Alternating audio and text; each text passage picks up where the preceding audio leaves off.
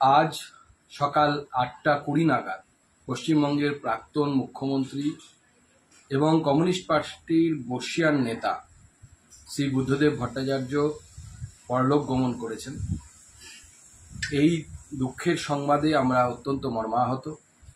তার শোকসন্তপ্ত পরিবারকে আমার তরফ থেকে, আমার পার্টির তরফ থেকে আমি সমবেদনা জানাই।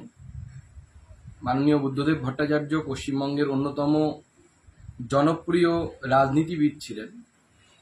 মতাদর্শগতভাবে ভিন্ন মেরুর লোক হলেও ব্যক্তিগতভাবে ওনাকে আমি অত্যন্ত সম্মান করতাম।